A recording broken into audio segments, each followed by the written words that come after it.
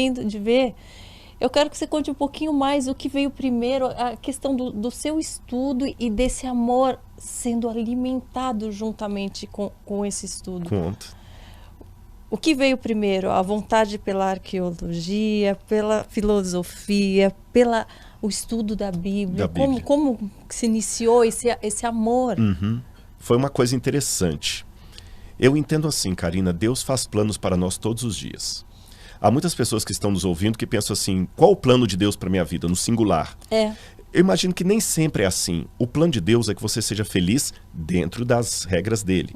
Então imagine que, por exemplo, você agora é uma criancinha, uma garotinha de 8 anos, e o seu pai, com muito carinho, leva você até uma loja com um monte de brinquedos e fala assim, filhinha, pode escolher o brinquedo que você quiser, papai vai levar. Poxa, papai, mas qual que o senhor quer que eu escolha? Eu estou na loja com você. Aqui você pode escolher o que você quiser. Então Deus, às vezes ele fala o seguinte, filho, escolha que eu vou pagar. Desde que você escolha aqui dentro. Desde que você escolha com sabedoria. Eu ajudarei você. Então Deus foi moldando a minha vida. Quando eu estava no ensino médio, eu já queria fazer teologia. Eu queria servir na obra como um pastor e tal. Talvez uma reminiscência até da minha cultura católica, porque, e eu digo isso aqui com muito carinho no meu coração, algumas pessoas devem ter perguntado assim, mas por que ele mudou de religião? Eu posso até explicar isso mais à frente, se for necessário, mas eu quero dizer para vocês uma coisa muito séria. A igreja de Deus é maior do que a igreja que eu frequento, porque ela é feita dos sinceros que estão aqui e dos sinceros que estão lá fora e que discordam de mim. Tá certo? E dentro da igreja católica tem muitas pessoas maravilhosas, sinceras.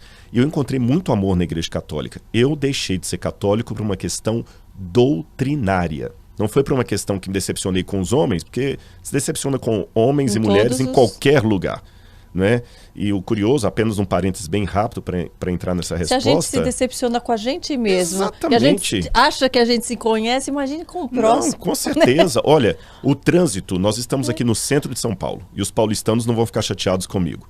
Mas o trânsito aqui às vezes é caótico no horário do rush, né? Terrível. Quem já não tomou uma fechada de algum barbeiro ali, o pessoal chama de domingueiro, aquela coisa toda, às vezes é uma moto, às vezes é um caminhão, aquela coisa toda. Mas ninguém desiste de dirigir por causa disso. Quem aí que é torcedor de futebol, que nunca decepcionou com o time, com o técnico, e ninguém deixa de vestir a camisa do time, mas com a igreja a gente deixa, porque decepcionou. Sim. Então, assim, decepções você tem em todos os lugares. Você tem que orar a Deus para que você não seja decepção para o outro. Claro. A partir disso, como eu falei, eu deixei a igreja católica por uma questão doutrinária, não foi por uma questão de vulgarizar a fé de muitos irmãos católicos sinceros. E ali eu lembro que o padre, já falecido, Dom Sebastião Roque, depois virou bispo, eu ia para a casa paroquial, que era o meu refúgio, porque a minha casa, eu já falei, era uma pocilga emocional, muita violência do meu irmão. Aliás, terrível. Muitas pessoas sofrem com isso, né? Pessoas que já estão no caminho de Deus, que são cristãos, e falam, como eu faço? Eu deixo a minha família, eu não deixo? Qual o seu conselho para esse... Eu repito as palavras do Cristo. Cristo. Eu tento transformar a minha família, eu tento ser um exemplo dentro de casa, fora de casa. Você só tem... O Henrico só tem uma situação em que ele pode legitimamente desobedecer você. É se você der uma ordem contrária ao que Deus pediu para ele. É o único momento. Jesus falou, quem ama seu pai e sua mãe mais do que a mim não é digno de mim. Quem ama seu filho ou sua filha mais do que a mim não é digno de mim. E não foi eu que os rejeitei. Teve uma situação que eu fui expulso de casa. Depois eu posso contar mais detalhes disso.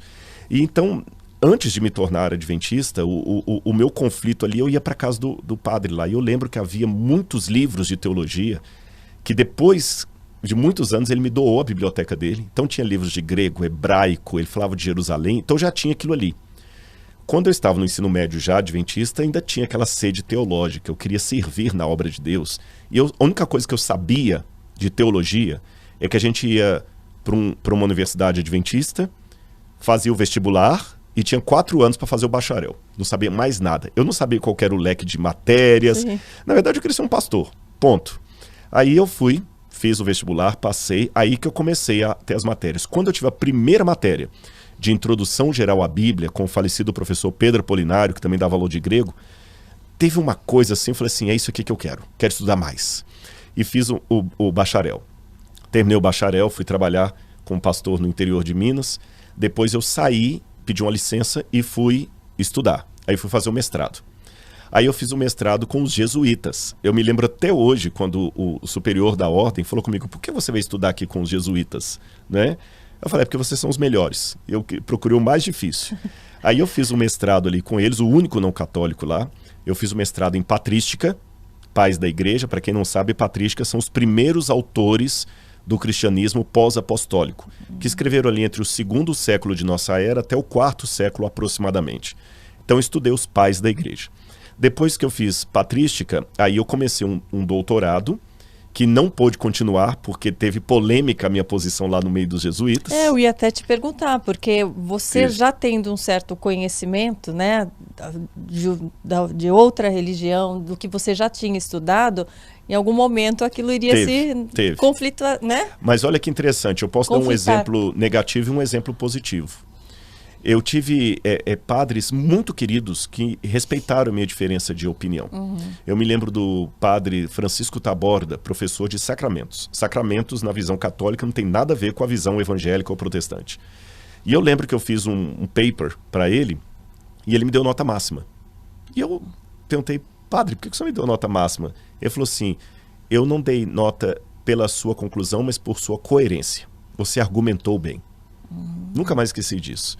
Quando eu saí de lá também, que alguns não aceitavam ter um não católico ali dentro, a coisa foi parar até em Roma, um outro padre, Johan Konings, belga, que ia ser meu orientador, ele tomou a iniciativa de pegar toda a minha papelada e mandar para São Paulo, para a Pontifícia Universidade Nossa Senhora da Assunção, Faculdade Nossa Senhora da Assunção, que hoje é ligada à PUC. Aí eu fui para São Paulo, e isso sem contar os colegas de sala, muito queridos. Eu reencontrei um deles recentemente, o padre Joãozinho.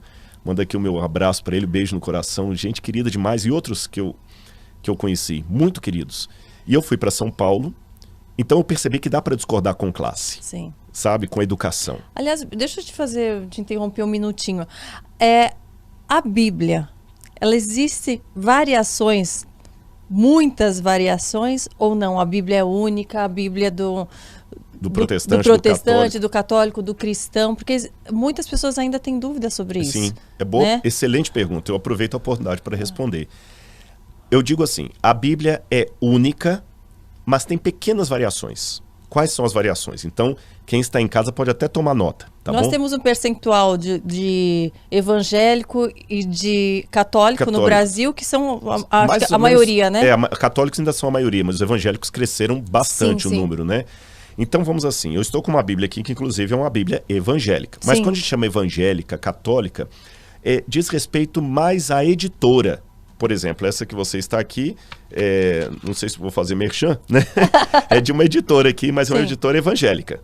Tá bom? Editora evangélica. Então a gente chama Bíblia evangélica.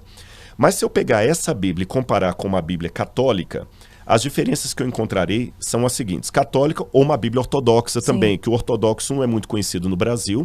Mas para quem mora, por exemplo, na Grécia, o que domina lá não é a igreja católica romana, é a igreja ortodoxa grega.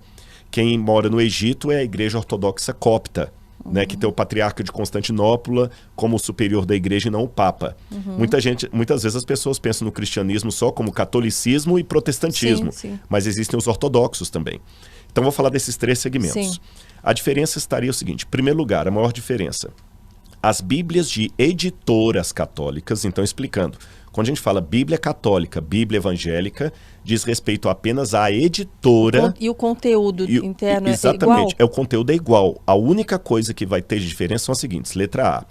As Bíblias católicas têm alguns livros a mais que nós evangélicos chamamos de livros apócrifos e os católicos chamam de deuterocanônicos. Que livros a mais são esses? É o livro de 1º e 2º Macabeus, Judite, Baruque, Eclesiástico.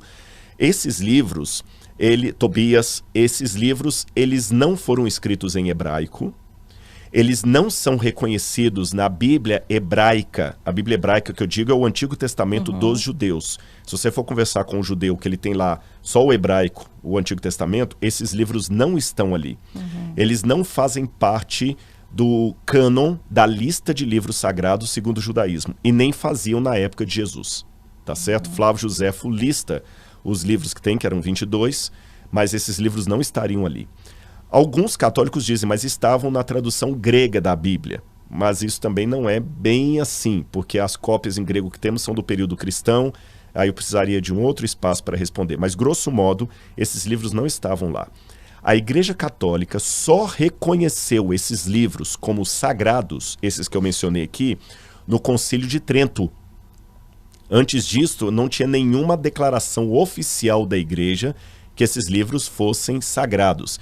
Embora, a bem da verdade, quando Jerônimo, no IV século, a pedido do Papa Dámaso, foi traduzir a Bíblia para o latim, ele acrescentou esses livros a pedido do Papa Dámaso. Ele até coloca uma nota assim: esses livros não fazem parte do texto hebraico. E do que se tratam esses livros? Ele fala sobre esses o quê? Livros, até para complementar, eu esqueci, além desses livros, há também acréscimos ao livro de Esther e ao livro de Daniel, dois capítulos a mais ali. Esses livros tratam, assim, por exemplo, Tobias, é a história de Tobias que encontra com um anjo, e algumas dessas histórias entram até em conflito com outras doutrinas da Bíblia. Por exemplo, o anjo ensina para ele alguma coisa parecendo magia, sabe? De colocar um peixe na brasa para poder ter revelação. Isso é uma coisa meio estranha. O livro de Macabeus, por exemplo, os livros de Macabeus, eles contam a história da Guerra dos Macabeus, que aconteceu justamente no período que os judeus dizem que não houve revelação de Deus. Porque mais ou menos 400 anos antes de Cristo, quase 4 séculos, Deus não tinha dado nenhuma revelação profética. Houve um silêncio profético. Os judeus dizem isso. E esse livro dos Macabeus foi escrito nessa época. Então são livros que até nos ajudam a conhecer a cultura judaica, mas não são livros, como os judeus dizem, que sujam as mãos. Essa é uma expressão idiomática do judaísmo. Sujar as mãos quer dizer um livro sagrado. Eu não sei se você já viu alguém em casa, quando um rabino vai ler a Torá numa sinagoga, ele pega uma mãozinha de metal chamada yad, e ele, tipo uma caneta, e ele vai lendo com uma caneta. É uma forma dos judeus respeitarem o livro sagrado, então eles não tocam, eles não leem assim, eles leem com aquilo ali, porque eles dizem que é um livro que suja as mãos, quer dizer, um livro sagrado. Para virar a página também? Vai com a mãozinha? Não, aí não vira porque é um rolo. Na sinagoga é em rolo. Olha. Você sabia que foram os cristãos que inventaram o caderno assim, né?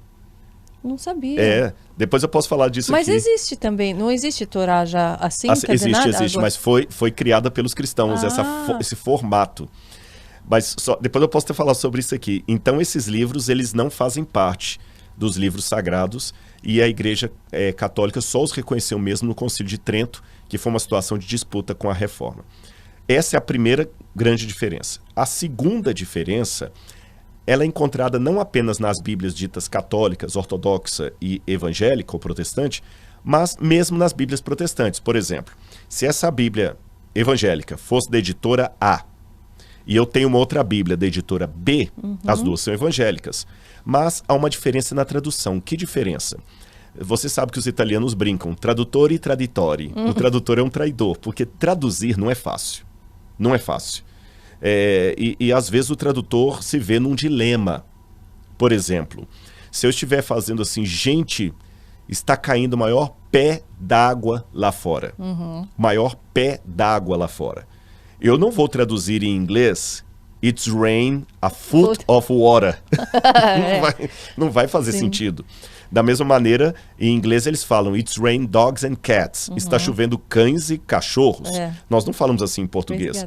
Então, se eu estou traduzindo do inglês para o português, eu falo está chovendo muito. Sim. Mas a palavra muito não está no original, está cães e cachorros. Enquanto em inglês, cães e gatos. Enquanto em inglês, tudo bem. Mas Bíblia Sagrada, então algumas Bíblias têm uma tradução mais literal, mais formal, onde eles pegam quase as palavras exatas do hebraico e algumas coisas ficam meio... Outras traduções são mais dinâmicas, elas dão uma contextualizada naquilo ali. Por exemplo, tem uma expressão lá em 2 Reis que Davi fala assim, aqui não entrará, e no hebraico está assim, nenhum urinador de muros. Pessoa que urina em muros. Mas isso quer dizer nenhum homem.